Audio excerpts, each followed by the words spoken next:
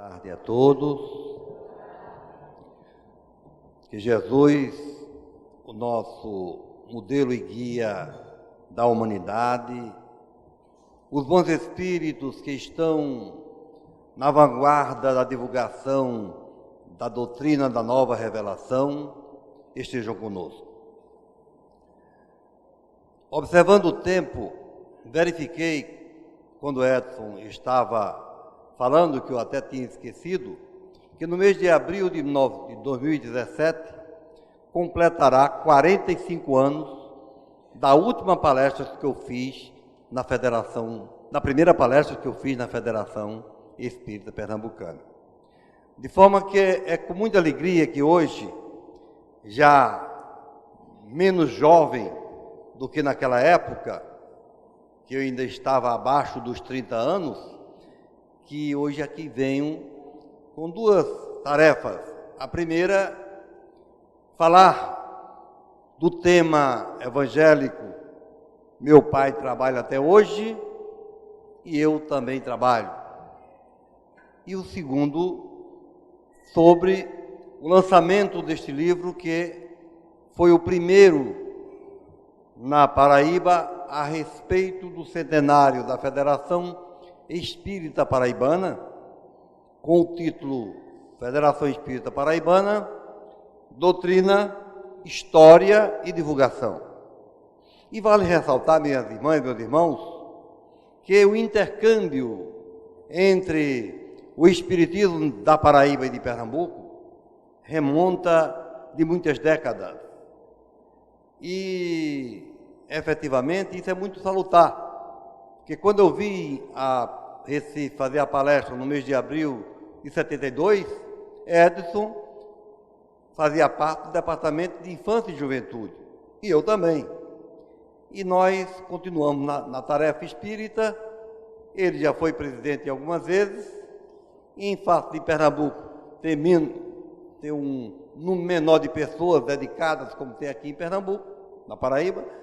Eu cheguei a ser presidente durante 27 anos e 18 anos na presidência, na diretoria da federação. Então, são 45 anos dedicados ao trabalho espírita, tentando compreender realmente a participação pessoal de cada um de nós. E, especialmente, eu tive uma experiência interessante no início, que foi, cheguei à doutrina através da dor, católico, tradicional, de uma cidade histórica da Paraíba chamada Areia, terra de Pedro Américo, José Américo, e na juventude, quando o impulso juvenil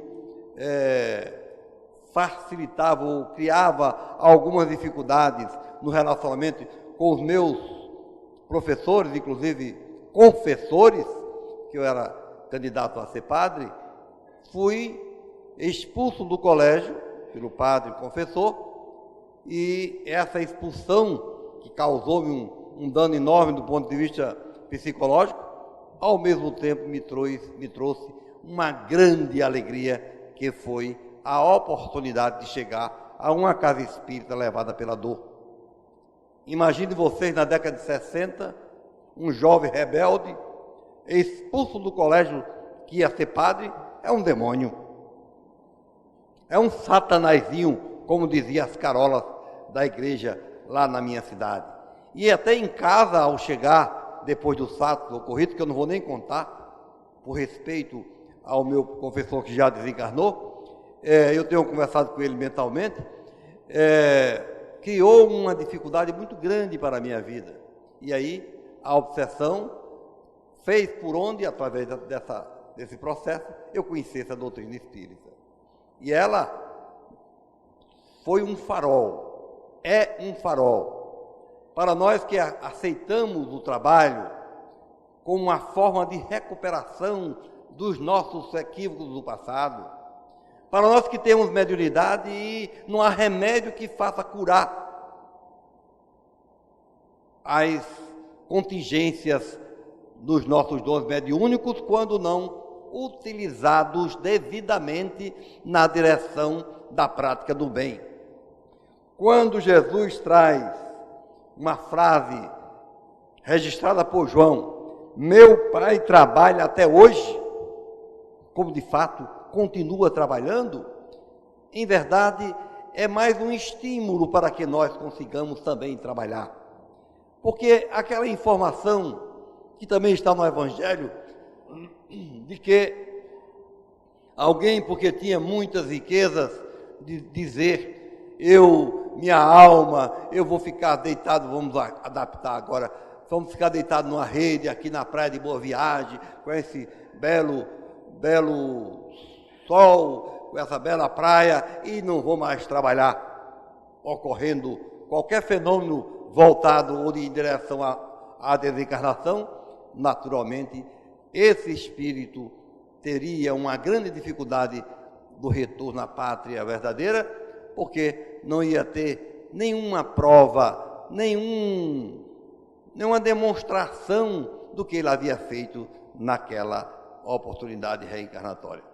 Inclusive, nós espíritas somos os mais bem aquinhoados de informações. Eu tenho pessoas que são católicas, pessoas que têm nível superior, que convivem conosco. Recentemente eu fui a um aniversário na residência de um amigo e lá nos encontramos várias pessoas, inclusive um juiz do trabalho, um homem de curso superior, de mestrado, de doutorado, e ao se apresentar, as pessoas se apresentarem, uma das pessoas disse, ele é o presidente da federação. Eu já não sou mais, mas como passei tanto tempo, as pessoas pensam que eu ainda sou. E aí, esse companheiro, que foi colega meu também, na Universidade Federal como professor, ele é o quê? Aí foi repetido, ele é presidente da Federação Espírita Paraibana. Aí ele levantou a mão, Deus me livre. Na apresentação, vocês imaginam o que é que esse homem pensou? Esse vai para o inferno, como dizia minha avó, pretinho. Eram duas condenações. E aí eu fui explicar ao meu colega juiz o que era o espiritismo. Ah, mas eu já sei, é doutrina do Satanás. Não, meu caro colega, a doutrina espírita é uma doutrina que tem três aspectos. Tem um aspecto científico, tem um aspecto filosófico e tem um aspecto religioso. Essa sua informação é muito primária, mas eu não sou primário, eu sou doutorado. Eu digo, pois é, mas é primário em matéria de conhecimento. A doutrina espírita foi codificada por um sábio. Que sábio? Não sabia quem era Allan Kardec. Eu disse, era um sábio, poliglota, professor dos mais renomados das universidades mais importantes da França naquela época, e autor da reforma de ensino francês que em 1970 completara 100 anos da vigência. Este homem, que foi aluno de Pestalozzi, traz para a humanidade uma nova interpretação e uma nova informação como revelação do que Jesus prometera. E o que é que tem Jesus com o Espiritismo? Não sabia de nada. Aí eu resolvi resumir e, naturalmente, quebrei o incidente com outras considerações e passamos para frente. Imagine, nós estamos no século XXI. Nós estamos já com a confirmação científica de que nós iremos à Lua, iremos a Marte, iremos viver, talvez, até gente comprando um apartamento lá nas esferas afora da Terra, e ainda há quem tenha pensamento dessa forma. Mas Allan Kardec, o nosso codificador, foi muito sábio em dizer que, na verdade, nós tínhamos que informar, tínhamos que trazer a informação para todos e nunca impor. Nós tínhamos que expor. E a nossa doutrina é uma doutrina altamente expositiva. E no trabalho que nós estamos a realizar, com apoio da espiritualidade esclarecida e também hoje com apoio dos exemplos dos dedicados companheiros que tiveram no mundo afora trabalhando em favor da divulgação doutrinária, nós somos muito mais hoje reconhecidos porque o trabalho já foi aberto. O trator já arrancou os tocos. A máquina, a Caterpillar, já fez a terraplanagem e nós estamos agora apenas a plantar as árvores que irão dar frutos na proporção, naturalmente, de como fora plantada e no terreno apropriado. O trabalho a que se refere Jesus é um trabalho permanente do Espírito, quer na espiritualidade, quer na terra. Aqui nós temos a obrigação de cumprir com os compromissos assumidos ontem.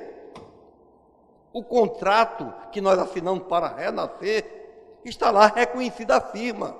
E quando você voltar para fazer uma rápida comparação, você vai levar seu pendrive para demonstrar lá, ao chegar, que você cumpriu com o seu dever.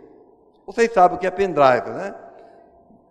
Aquela coisinha pequenininha que você grava uma biblioteca naquele minúsculo aparelho eletrônico. E então, é preciso que, na verdade, você tenha as ações para preencher, porque não é, antigamente um salão como este era necessário para colocar um computador. Hoje, os computadores são cada vez menores, com maior potencialidade de ação e de trabalho.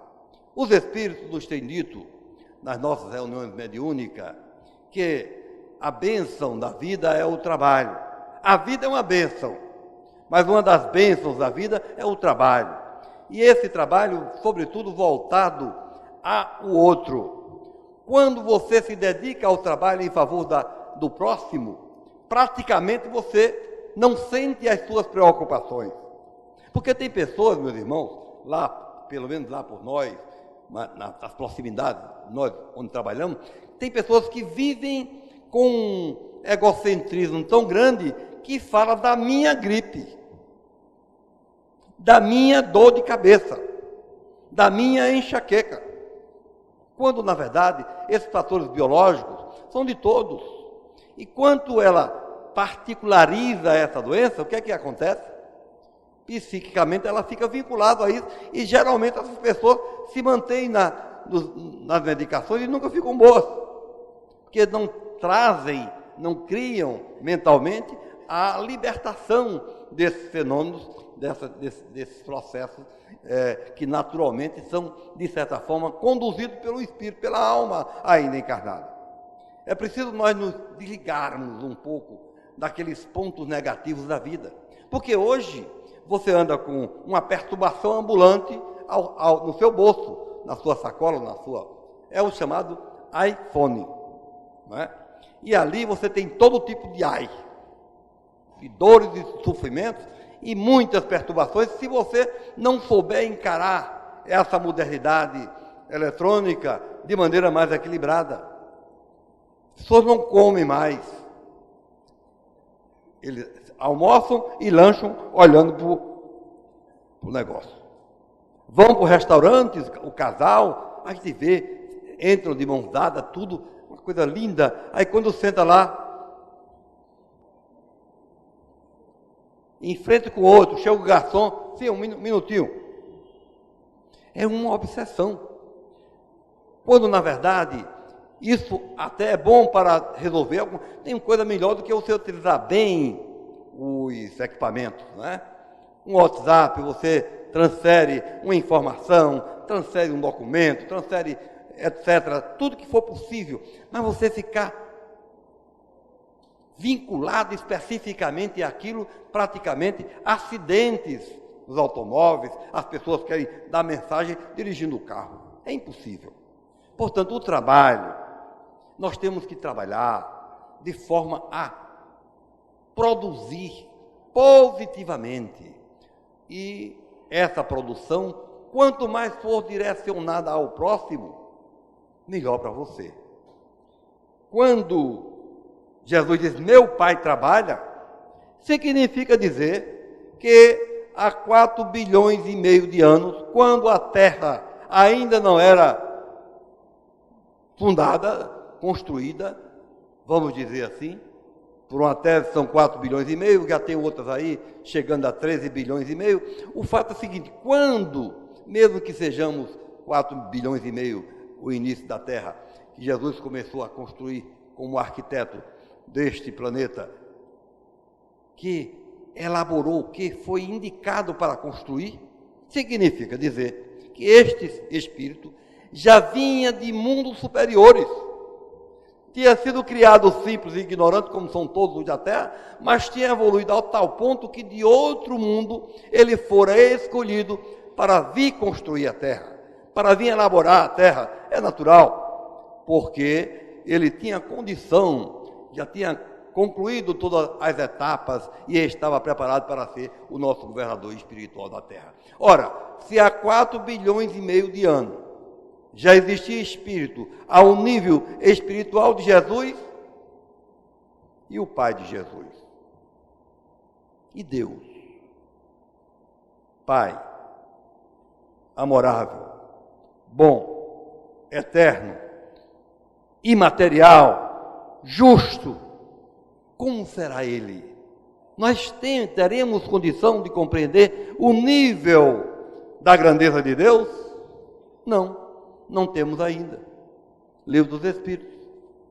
Logo no início, vocês vão ver a pergunta, salvo engano, 11 do Livro dos Espíritos. Nós não temos sentido para compreender Deus e a sua soberania espiritual. Então, esse trabalho de que fala Jesus, ele está proporcional a todos. Da forma como nós fomos criados, simples e ignorantes, e recebemos os mesmos valores, também nós temos a oportunidade agora, já conscientes, já no mundo mais melhorado, já no mundo de segundo grau, de provas e expiações, teremos agora que compreender melhor, com os ensinamentos recebidos pela doutrina espírita, para trabalharmos no sentido de não mais voltarmos a recuar do ponto de vista evolutivo. Recebemos a oportunidade agora e muitos não terão mais a chance de vir à Terra. Terão que ser deslocados, transferidos para outros mundos, para que nós consigamos caminhar na direção de um mundo melhor, de um mundo de regeneração, onde o bem passará a ganhar na luta contra o mal. E dentro desse capítulo do trabalho, eu me lembro de um ponto da passagem da vida de Chico Xavier, quando Divaldo, já ainda muito jovem, visitava Uberaba e estava ao lado de Chico, na mesa, lá no grupo da prece, enquanto ocorria o fenômeno naturalmente, e terminada aquela reunião pública, e Chico começa a atender as pessoas, um e outro, e chegou um cidadão já com 75 anos de idade para falar com Chico. E, amigavelmente, diga, meu irmão, olha, Chico, eu estou vindo aqui, morava perto lá de Uberaba, estou vindo aqui em função de que eu tenho conversado com minha família, minha mulher, e minha mulher disse que já era hora de eu acabar com essa história de ir para centro espírita, aplicar passe, fazer e trabalhar. Por quê? Porque eu já tenho 35 anos que aplico passe e trabalho no centro espírita. E naquela época existia o INPS. O INPS determinava que aos 35 anos a pessoa se aposentava. Não tinha essas confusões que tem hoje, não sei o que, era 35 anos. Então, Chico, como eu já acompanho 35 anos, eu venho hoje perguntar a você se eu posso me aposentar. E Chico ficou meio assim, confundido, porque ele, Chico, já tinha em torno de 80. E o que é que ele ia dizer para o velhinho?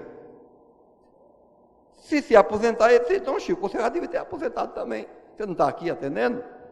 Então ficou confuso e pediu ao velhinho que caminhasse um pouco, ficasse ao lado, para ele dar a resposta depois, porque na hora Chico não teve coragem de dar a resposta, nem teve certeza da resposta que dava sobre o trabalho, se o homem deveria se aposentar ou não.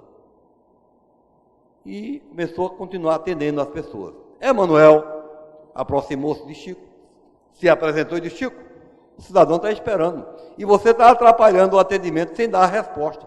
Nem dá direito à resposta às pessoas que estão. Você está preocupado. Por que não respondeu ao cidadão já a resposta que ele lhe perguntou? É bondoso, Emanuel. Acontece que eu já tenho quase 80. O que é que eu vou dizer para ele? Mas, Chico, responda o seguinte: Deus é muito mais velho e ainda está trabalhando. Com isso, liberou-se daquela emoção, daquela preocupação, chamou o velhinho e deu a resposta, e o velhinho saiu feliz para continuar o trabalho. Porque o trabalho recupera as nossas energias. O trabalho abre um campo positivo para você se sentir útil. Não tem coisa melhor do que você ser uma pessoa inútil, não querendo fazer nada. Eu tenho um exemplo muito caseiro. Mamãe é uma brejeira do interior e era daquelas moças que não tinham televisão naquela época. Ela teve 19 filhos, né? Então, tinha muito trabalho para fazer sempre. E chegou a 85 anos, mas mesmo com 83 anos, 84 anos, eu me lembro bem, na última festa de Natal que nós passamos, ela é em cadeira de roda, porque tem uma dificuldade motora. Quando as irmãs chegaram, 7 filhas, mulheres, 3 homens, chegaram para a festa de Natal, chegaram cedo e tudo, mas não trouxeram o bolo. E eu, como sou o mais velho dos homens, perguntei: vocês vieram para a festa e não trouxeram nenhum bolo? Aí a mamãe disse: não tem problema, eu faço. Na cadeira de roda, aproximou-se lá do setor da cozinha, que ela conhecia bem, preparou o material, fez, bateu e colocou o bolo no fogão. Mais tarde o bolo estava feito. Quer dizer, disponibilidade para o trabalho. É tanto que após a desencarnação, com 30 dias, já deu notícia do retorno à evidência do espírito. Então nós precisamos estar preparados, estar disponível para o trabalho. Porque muitas vezes, em casa, em famílias comumente, só quem faz alguma coisa é o pai e a mãe. Geralmente a mãe, né? Porque o homem acha que não pode fazer nada para ajudar a mulher porque é homem, né? Embora que hoje, modernamente, isso já está melhorando. Graças a Deus, os rapazes já estão começando a ajudar. E as mulheres, engraçado, as mulheres têm umas coisas interessantes. Recentemente, lá num trabalho que eu fiz, aquelas conversas de mulheres, eu vou falar bem direitinho das mulheres, porque aqui tem muita mulher, né? Conversando, disse: aquela história de sogra, a minha sogra é ótima. Aí parou todo mundo para olhar, porque a sogra era ótima. Porque geralmente a pessoa faz uma confusão, e um problemazinho com a sogra. E ela diz: a minha sogra é excelente. Tem pessoa mais que eu goste do que a minha sogra. Por que, fulano? Ora, por quê? Porque ela preparou meu marido, que, na verdade, os pratos mais ferrenhos, as louças, é ele que lava. No dia de domingo, no sábado, que nós não temos secretária, é ele que faz meu almoço. As roupas, ele aprendeu perfeitamente a colocar na máquina para lavar. Minha sogra era ótima. Então, isto significa dizer que você estará proporcionalmente com um ou com o outro, de acordo com aquilo que faz a seu favor. Mas o trabalho, independente de sogra, de sogro, de nora, de genro, é importante para todos nós. E na vida em comum, um está para ajudar o outro. Nós não somos pessoas estanques. Na hora que você se junta para formar uma família e nesse processo está preparado para sempre ajudar a mulher, o marido ou os filhos quando vierem. E a sociedade que não trabalha nessa direção está falida ou está caminhando para uma falência do ponto de vista ético-moral, que é aquela pessoa que não nota nada em redor do problema do outro, só olha em redor de si. Então ela sempre vai ter dor de cabeça, ela sempre vai ter mal-estar, ela sempre vai ter enxaqueca, ela sempre vai estar indisposta, porque não tem crédito para o trabalho que ajuda e recupera a sua própria energia. Na nossa Federação Espírita, como eu frequento já há 45 anos, e há 45 anos que eu aplico passes, naturalmente, porque eu fui formado por um homem chamado Laurindo Cavalcante, que nunca perdia uma reunião pública e nem nunca perdia uma reunião mediúnica. Não tinha gripe, não tinha tosse, não tinha isso, não tinha aquilo, não tinha chuva, não tinha seca, não tinha nada. Ele não perdia. E sempre chegava na hora certa. Aprendi com ele. Muito bem. E essa disposição de trabalhar nos dá saúde. Nos dá uma disposição que, na verdade, as pessoas que não fazem isso, eu vejo pessoas com 40, com 50 anos, 35, passa 10 minutos em pé, fica procurando um canto para se sentar porque estão cansados. Eu já tenho 70, faço esse ano, e não sinto esse cansaço. Porque estamos dispostos a estar agindo.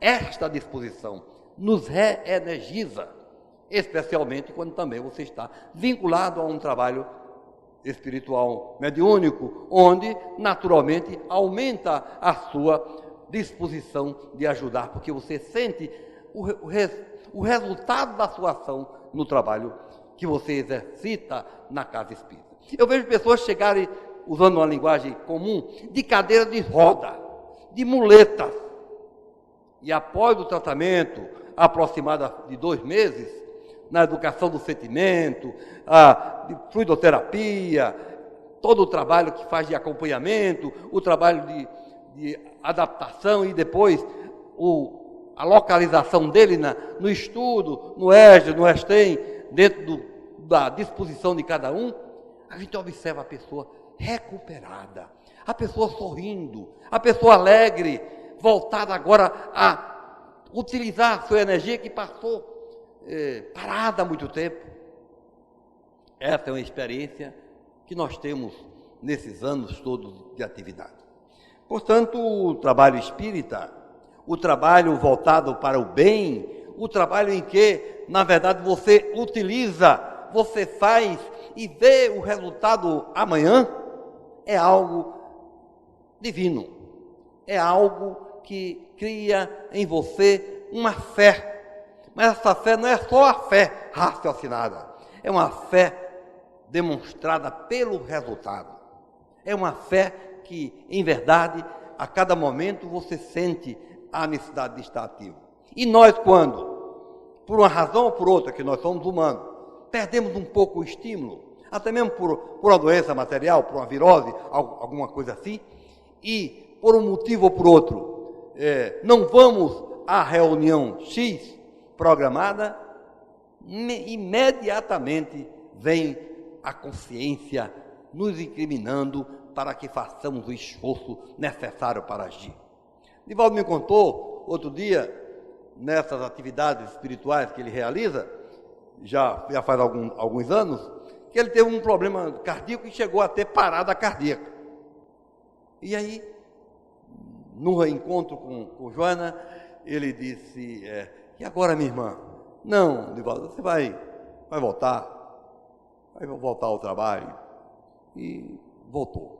E viajou logo em seguida para Espanha, Portugal, e lá teve uma febre de 41 graus. E havia uma atividade a ser realizada num centro espírita, na cidade do Porto, lá em Portugal, e ele, sem condição de ir. E Joana lhe apareceu e disse, como não vai ao trabalho? Estou quase morto, minha irmã, não tenho condição de ir. Eu estou morto e vou, levante-se e vamos ao trabalho. Então, o Espírito dá sempre assim exemplo de que, na verdade, é preciso nós termos essa disposição, porque a partir daí as coisas vão se esclarecer. Então é preciso confiar e estar disponível. Uma das grandes dificuldades é que, às vezes, as pessoas até que confiam, que têm fé, mas não estão disponíveis para ajudar. Não estão disponíveis para verificar a dor do outro. Eu vejo hoje, nos ônibus, em qualquer solenidade que nós estamos, às vezes as cadeiras estão cheias, e chega uma anciã, né, mancando ou coisas assim, com uma certa dificuldade, e os jovens estão por ali, não se levantam em geral. Só se levanta quem está mais ou menos próximo da idade daquela pessoa. O desrespeito no metrô, nos ônibus, as pessoas não têm mais o respeito à pessoa mais idosa.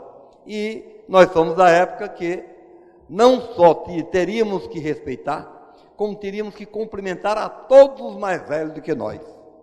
E esse fenômeno social, eu não sei se é a população que aumentou muito, mas as escolas não ensinam mais isso, eu não sei o que é que está acontecendo. O fato é que nós precisamos, como espíritas, demonstrar isso e ensinar a nossa família, ensinar em nosso lar, no culto do Evangelho do Lar, uma vez por semana, trabalhar para que os filhos verifiquem a importância de trazer Jesus para ser o seu hóspede naquela noite, e estudar com eles, conversar com eles de maneira fraterna, abrindo um campo de amizade para que naturalmente as coisas sejam facilitadas. Eu acredito, meu irmão Edson Caldeira, que na verdade a minha vida aqui para trabalhar sobre o registro, sobre a importância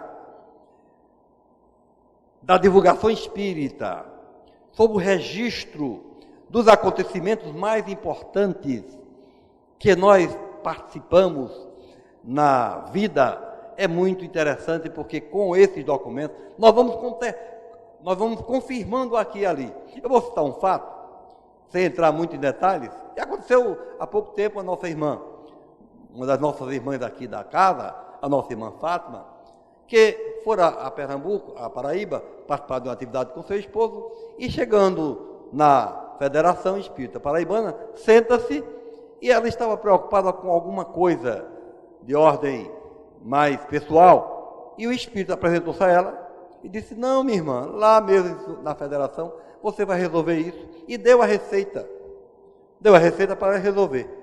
Quando foi hoje aqui, ao chegar pela manhã, na atividade do Conselho Federativo e Estadual, aí ela me perguntou: ô Raimundo, uma senhorinha assim, já desencarnou? E eu disse: já, e disse o nome do espírito, que era Judite. Pois ela se apresentou a mim e disse isso. Eu fui no livro, e aí, veja a importância do registro. Página 111, mostrei a foto para confirmar a questão referente à identidade daquele espírito. Mostrei a foto, uma foto com várias pessoas. Ela disse: foi esta. Identificou o espírito que apresentou-se a ela semana passada. Então você veja a importância do registro. Aqui nós confirmamos algumas coisas boas, por exemplo, de que Judite, a nossa ex-colaboradora, continua no trabalho espiritual, inclusive ajudando a quem ela não conhecia. E a nossa irmã Fátima confirma a sua mediunidade de evidência. Então, isto é um documento que está aqui agora, vai ficar à disposição na livraria para quem quiser adquirir, a respeito dos registros dos fenômenos principais e dos fatos principais do movimento espírita paraibano, que só foi iniciado em 1916, quando a Federação Pernambucana fora criada em 1904. Então, agora nós temos um registro histórico de pessoas que vieram do Amazonas. O nosso primeiro presidente veio do Amazonas, naquela questão da borracha e a questão da seca. Aqui as pessoas transferiu de um setor lá para que ele viesse aqui para o Denox trabalhar junto a outros companheiros para a estrada de ferro João Pessoa, Fortaleza. Esse fato está registrado aqui. E a Federação Espírita Paraibana, que foi criada por esse cidadão, Manuel Alves de Oliveira, teve também outras figuras de outros estados, inclusive de outro país, um italiano, que veio da Itália, em razão da Primeira Guerra Mundial, para Paraíba, e lá agregou-se aos espíritas paraibanos e doou um terreno para a primeira sede da Federação Espírita Paraibana. Viana de Carvalho, o grande tribuno espírita daquela época, funcionário, aliás, major do Exército, engenheiro militar, grande tribuno e um dos grandes incentivadores da mediunidade de Divaldo Franco, ao ser transferido para João Pessoa no ano de 1923, para construir pontes para o Exército, em dado momento foi convidado para fazer uma palestra na Federação Espírita Paraibana, e como a nossa sede à época era muito estreita, tinha apenas 6 metros de largura. Pouca gente podia, com pouca gente enchia o auditório, cabia no máximo 60 pessoas, que naquela época já era muito. Então, quando Viana fora realizar a palestra, em novembro de 1923, que ia chegando próximo do horário, mesmo sem televisão, sem divulgação maior, só de boca a boca, e era muito o número de pessoas que estavam na frente da federação. Tivemos uma dificuldade, disse o nosso irmão Domingos Soares, um dos grandes trabalhadores da casa que desencarnou com 95 anos.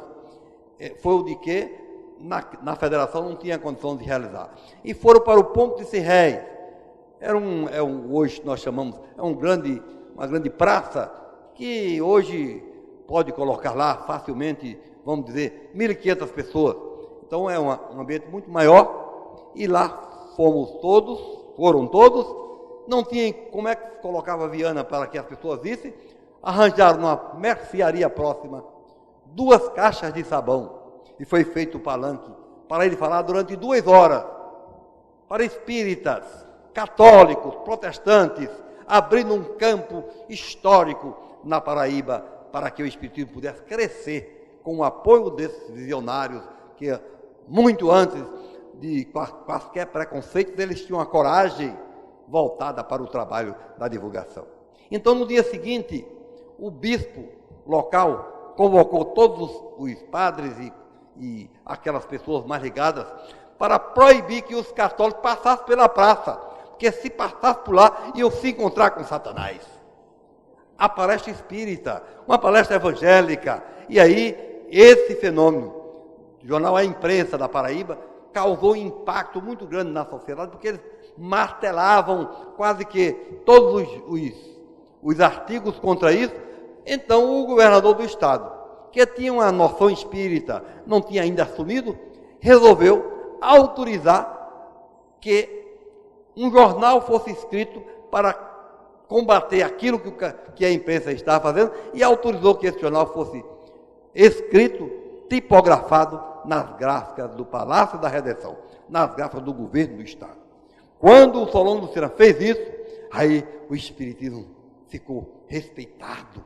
E aí passamos a década de 20, a Revolução de 30, e nós caminhamos a Estado Novo de 37, e os centros espíritas começaram a surgir, começaram a nascer, e até quando chegou no Estado Novo de 37 até 45, houve alguns fenômenos mais ou menos assim fortes, mas nós não tivemos nenhuma intervenção pelo respeito que se tinha, somente porque o nosso presidente José Augusto Romero, na época, era um homem respeitado, tinha sido promotor adjunto, e aí não mexia no espiritismo. Chegamos à caravana da fraternidade, veio para todo o Nordeste, para Pernambuco, Paraíba, Rio Grande do Norte, Ceará, tudo, fundou-se outros centros espíritas, e a Federação Paraibana teve lá no Conselho Federativo Nacional, tanto na caravana, que foi o trabalho de Lins Vasconcelos, paraibano, como no Conselho Federativo Nacional, criou-se então esse elo entre Pernambuco, Paraíba, Rio Grande do Norte, principalmente esses 3 estados, para que a divulgação do espiritismo pudesse caminhar com mais facilidade. Ocorreram alguns congressos espíritas, na juventude, em 47, 48, 49, na Paraíba, no Rio Grande do Norte, em Teresina, e cada vez mais se estreitou esses laços. Lírio Ferreira, presidente desta casa, foi à Paraíba fazer uma palestra e fora conduzido a um presídio local, uma espécie de penitenciária central naquela época. Depois da brilhante palestra que ele fazia, que ele fizera sobre o Evangelho, ele levou daqui da Federação 50 evangelhos segundo o Espiritismo para serem distribuídos entre os apenados. Isso está registrado no nosso trabalho. Então, esse trabalho de intercâmbio entre nós, entre Pernambuco, entre outros estados, caminha. Edson, diretor do DIG em 72, eu, colaborador da Federação em 72, para aqui vim pela primeira vez, juntamos-nos, ele, Valdec, e depois Holmes, e todos os outros que foram presidentes, e continuamos ainda nessa luta da divulgação do Espiritismo, porque quanto mais nós divulgarmos, melhor para nós, e para os que vêm atrás de nós, os nossos filhos e os nossos netos, porque terão um mundo voltado para um conhecimento que ela esclarecido e pronto para compreender todas as dores e os sofrimentos da humanidade. A nossa doutrina é essa, esclarecedora e consoladora, pronta para dar resposta a todos os nossos problemas, e respostas razoáveis, respostas onde, na verdade, podem trazer explicações para todos, até para quem não tenha fé. Nós temos, na verdade, a alegria de termos adentrado a doutrina espírita pela dor. Dor que só compreende aquele que passou. Dor que só compreende aquele que está passando. Porque às vezes a gente fala, isso é oratória. Não, é um sofrimento que você não pode esquecer. Esse esquece porque a doutrina espírita, através dos mecanismos de ajuda espiritual, possibilita a sua recuperação.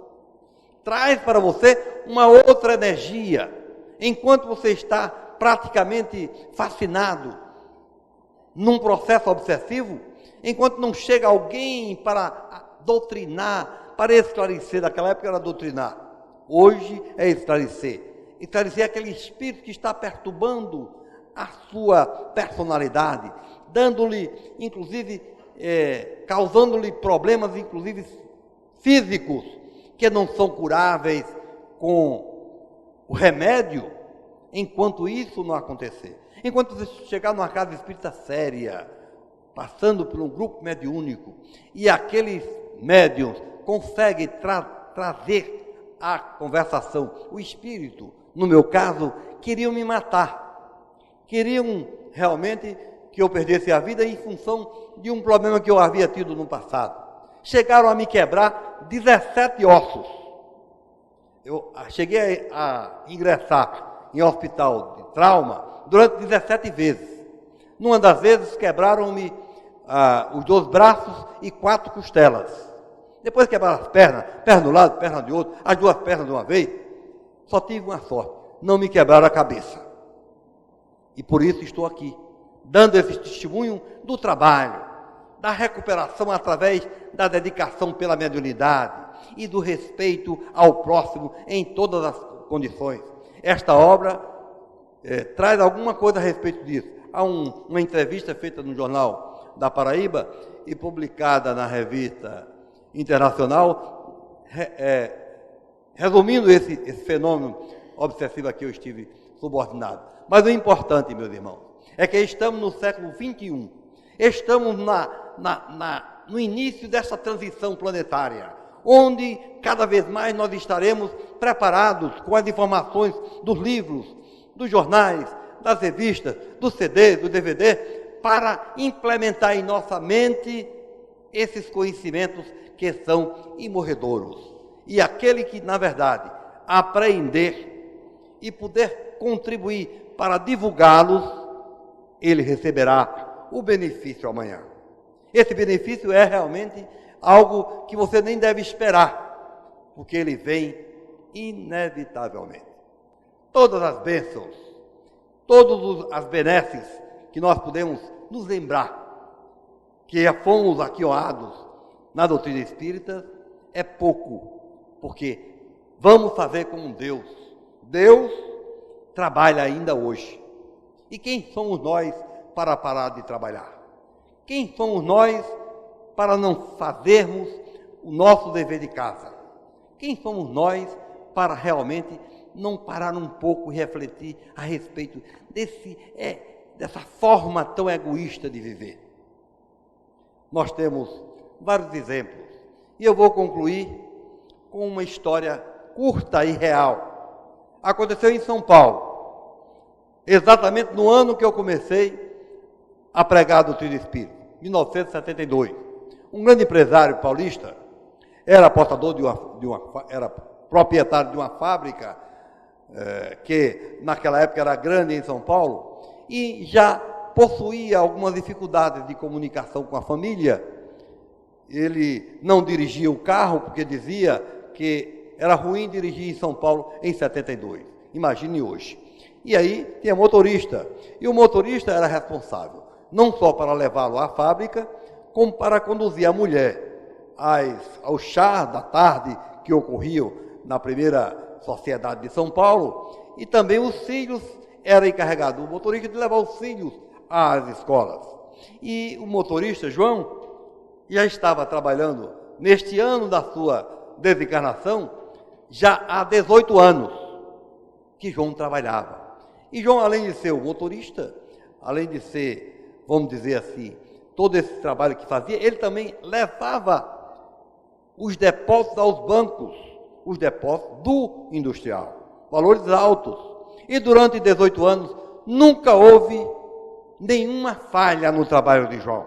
Homem honesto, dedicado, com 8 filhos, e ganhava naquela época mais ou menos um salário mínimo para 8 filhos. Certo dia, João não veio trabalhar.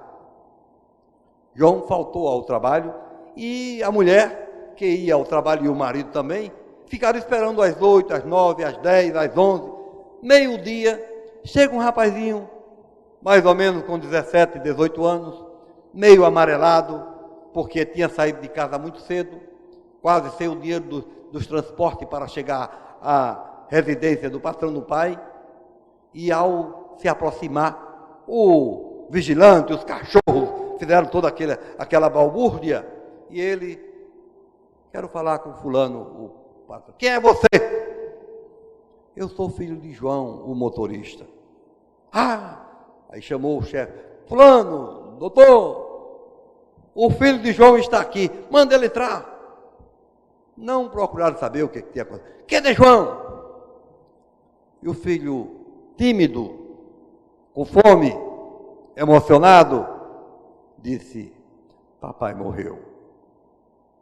A partir daí, é que ele entendeu porque João faltara 18 anos, cumprido com o seu dever, com dignidade, com humildade. Passa o tempo, naturalmente, ele providencia algo que não ficou bem registrado em benefício da família de João, mas retorna o rapaz e o empresário teve dificuldade de encontrar alguém para substituir a João. Colocou um, não deu certo, colocou outro, não deu certo. E num desses que fora substituir o João, num determinado momento, ele não fez o depósito determinado pelo patrão naquela conta devida e um cheque foi protestado do empresário. Ao tomar conhecimento desse fato, teve um infarto fulminante. O empresário desencarnou. Isso já fazia 3 anos após a morte de João. Chegando na espiritualidade, o empresário com aquela antiga e famosa bolsa 007, procurou logo por João. Onde é que está João? Quem é João? É meu secretário, eu quero... João está. Naquela época havia dava-se o nome de mansão de Bangalô. E o trecho espiritual trouxe a informação de que João estava naquele bangalô, no alto, cheio de árvores, e aquele momento não podia atender ao empresário. Mas porque eu sou o patrão dele? Não, meu amigo, é que agora você vai passar por uma triagem e você vai ficar aqui, naturalmente, de acordo com o material que você nos mandou da terra. E o Espírito chamou um material de construção. Não é de construção material, de construção espiritual aqui. Então nós vamos primeiro lhe colocar no seu local apropriado. Aí saiu descendo, chegou no centro da colônia, desceu mais um pouco, tinha rua calçada, desceu mais um pouco, já tinha rua sem calçamento, e aí chegou numa casinha pequena, coberta com aqueles materiais que a chuva às vezes penetra. Este é o seu lugar. Mas não pode. Eu sou o industrial fulano de tal, João está naquele bangalô, eu quero falar com ele. Você terá aqui o direito de acordo com o material que você nos mandou. Você me mandou muita mesquinhez, você era muito ligado às coisas materiais. João era honesto, dedicado, saía às 5 horas da manhã para chegar às 8 no trabalho, nunca perdeu um dia de serviço e morrera tuberculoso, porque o dinheiro que ganhava não dava para comprar alimentação e remédio necessário. o trabalho. Que Deus nos abençoe.